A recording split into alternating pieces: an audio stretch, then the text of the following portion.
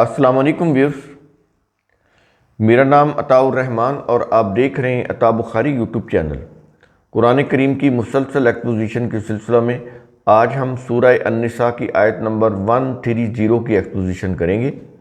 جیسا کہ آپ کو معلوم ہے کہ ان آیات میں بات ہو رہی ہے ازدواجی زندگی سے متعلق، میریٹل لائف سے متعلق، شوہر اور بیوی کے درمیان تعلقات۔ اس آیت کے اندر بات ہو رہی ہے کہ اگر شوہر اور بیوی کے درمیان اختلافات اس شدت کو پہنچ جائیں،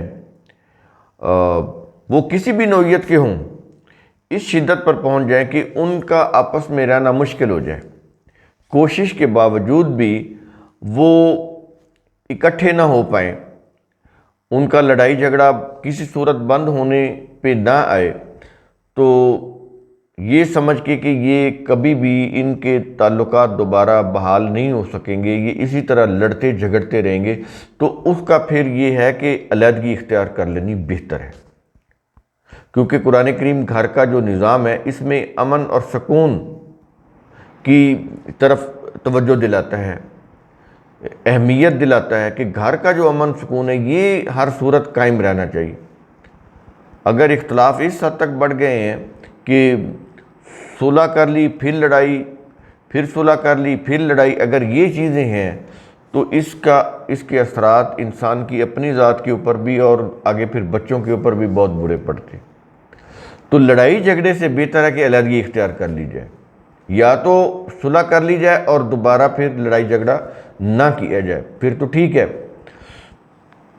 اگر یہ چیز نہیں ہے، آگے پھر لڑائی ہے، کوئی ایسی صورت نہیں نظر آتی کہ یہ فار ایور امن سکون سے رہیں گے، تو پھر اس سے بہتر ہے کہ طلاق سے علیحدگی کر لی جائے۔ یہ چیز اس آیت کے اندر کہی جا رہی ہے۔ اس میں ایک ڈر ہوتا ہے، ڈر یہ ہوتا ہے کہ دونوں میں سے کسی ایک کو، فار ایگزامپل اگر بیوی کوئی ارننگ کر رہی ہے تو بندے کو ڈر ہے کہ پھر ہم کھائیں پیئیں گے کہاں سے۔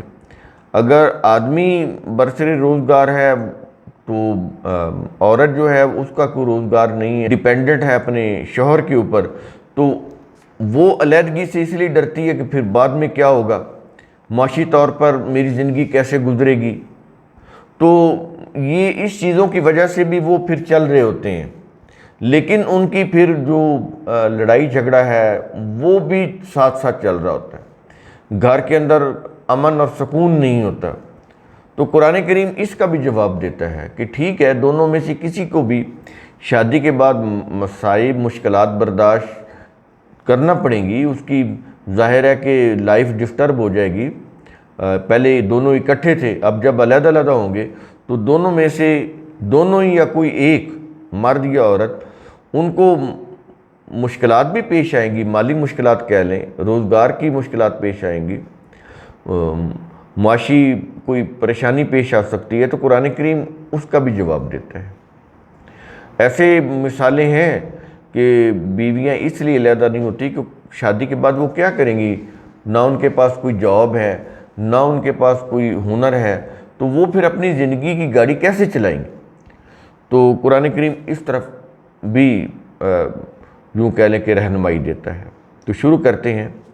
آیت کے الفاظ ہیں وَإِن يَتَفَرَّقَا، اور اگر وہ دونوں شوہر و بیوی بذریعہ طلاق علیحدگی اختیار کر لیں، یتفرقا یعنی علیحدہ ہو جائیں، تو پھر علیحدہ ہو گئے، اب دل میں یہ خیال پیدا ہوگا، خاص طور پر کیونکہ مردوں کا معاشرہ تو زیادہ تر عورتوں کو مسائل ہیں کہ اب ان کا معاشی جو مسئلہ ہے وہ کیسے حل ہوگا۔ پہلے تو خامن جو تھا وہ سب کچھ کر رہا تھا، تو اس لیے اگلا جو ہے وہ یہ بتا رہا ہے یہاں پر کہ یغنی اللہ کلا من سعتہ، تو اللہ اپنی وسعت سے ہر ایک کو غنی یعنی بے نیاز کر دے گا، ہر ایک کو۔ یہ کلن ہے، یعنی آدمی کے ساتھ بھی تو یہ معاملہ ہو سکتا ہے، کیونکہ کئی جگہ پہ یہ ہوتا ہے کہ خواتین گھر کو چلا رہی ہوتی ہیں، وہ کچھ جاب کر رہی ہوتی ہیں، آدمی ہے وہ ابھی جاب لیس ہے یا گھر کو دیکھ رہا ہوتا ہے، یہ تھوڑا ہوتا ہے لیکن ہے معاشرے کے اندر۔ زیادہ تر تو یہی ہوتا ہے کہ آدمی جاب کر رہا ہوتا ہے اور عورت جو ہوتی ہے وہ گھر کے کام کاج کر رہی ہوتی ہے، لیکن یہ دونوں، چونکہ یہ تو قانون ہے، قانون میں تو پھر کوئی بھی اس کے سامنے پاسبلٹی ہو سکتی ہے، تو وہ دونوں کو لیتا ہے، کسی کے ساتھ بھی معاملہ ہو، شوہر کے ساتھ ہو یا بیوی کے ساتھ ہو، اس لیے لفظ کلن آ رہا ہے۔ دیکھیے اس سے اندازہ ہوتا ہے کہ یہ اللہ کا کلام ہے، ہر جیسے قانونی باریکیاں سامنے رکھی جاتی ہیں، ایسے باریکیاں بھی ہر ایک چیز کو سامنے، پاسبلٹی کو سامنے رکھا جاتا ہے۔ تو کہتا ہے کہ تو اللہ اپنی وسعت سے ہر ایک کو غنی یعنی بے نیاز کر دے گا۔ اب اللہ کیسے کرے گا؟ ظاہر ہے اللہ نے انسان کو عقل و فکر دی ہے، سوچنے سمجھنے کی صلاحیت دی ہے، تو انسان جو ہے اور یہ جو جسمانی اعضاء ہے کام کرنے کے لیے دی ہیں، انسان ان سب چیزوں کو کام میں لا کر اپنی زندگی کو بہتر بنا سکتے ہیں۔ یہاں پر یہی چیز کہہ رہا ہے، تو اللہ بے نیاز کر دے گا، کیا مطلب؟ اللہ کا قانون کیا ہے کہ یہ جو عقل و فکر کی صلاحیتیں دی ہوئی ہیں، جسمانی اعضاء کام کرنے کے لیے دیے ہوئے ہیں، تو وہ اس کو استعمال میں لے کر آئیں، معاشی سرگرمیاں کریں، اپنی معاش کے لیے جد و جہد کریں، اپنے لائف کو بہتر بنانے کے لیے جو بھی پاسبل کوششیں ہو سکتی ہیں وہ کریں، تاکہ زندگی جو ہے وہ آگے بڑھ سکے۔ تو یہ چیز ہے، ظاہر ہے کہ جب انسان کوشش کرتا ہے تو اللہ تعالیٰ کسی کی کوشش کا جو اجر ہے وہ ضائع نہیں کرتا، وہ اس کو مل کر رہتا ہے۔ جو بھی اس دنیا میں انسان کوشش کرتا ہے، اس کی کوششیں جو اگر صحیح لائن کے اوپر ہیں، صحیح فوکس کے ساتھ صحیح لائن پر، تو وہ ایک دن کامیاب ہو جاتی ہیں۔ تو انسان جو ہے وہ اپنی کوشش سے، محنت سے، دیانت سے اپنا راستہ پا لیتا ہے، اپنی منزل کو پہنچ جاتا ہے۔ تو اس لیے کہتا ہے کہ اللہ اپنی وسعت سے ہر ایک کو غنی یعنی بے نیاز کر دے گا۔ تو اس کے لیے تو پھر انہیں کوشش کرنی پڑے گی، تبھی وہ، اگر عورت ہے تو مرد سے بے نیاز ہوگی، اور اگر مرد ہے تو عورت سے بے نیاز ہوگا، تاکہ وہ جہاں چاہیں اپنا اپنا گھر بسا لے، مرد اپنا گھر بسا لے، عورت اپنا گھر بسا لے، تاکہ یہ جو مستقل لڑائی جھگڑا ہے یہ ختم ہو جائے، اور جو جہاں شادی کرنا چاہے وہ شادی کر کے اپنی زندگی کو آرام اور خوشحالی کے ساتھ گزارے۔ تو آیت کے آخر میں کہہ رہا ہے کہ وَقَانَ اللَّهُ وَاسِعًا حَكِيمًا، اور اللہ وسعت والا، حکمت والا ہے۔ کیا مطلب؟ کہ اللہ تعالیٰ نے زمین کے اندر بڑی وسعت رکھی ہے، اس کے اندر روزگار کے بڑے مواقع ہیں، تو تم اس سے نہ ڈرو کہ اگر تعلق ٹوٹ گیا تو پھر ہم کھائیں پیئیں گے کہاں سے، روزگار کا کیا بنے گا؟ تو کہتا ہے زمین، اللہ کی کائنات بڑی وسیع ہے، تو کہیں نہ کہیں تمہیں معاش مل ہی جائے گا، روزگار مل ہی جائے گا، تم کوشش کرو۔ اور حکمت والا ہے، کیا مطلب؟ کہ اللہ کے یہ جو قوانین ضابطے ہیں یہ ریزننگ پر مبنی ہیں۔ ہم سمجھتے ہیں تمہارے نفسیاتی، تمہارے تقاضے کیا ہیں، تمہارے جسمانی تقاضے کیا ہیں، ان کی روح سے ہم نے یہ قوانین دی ہیں تمہیں، تو یہ حکمت پر مبنی ہے۔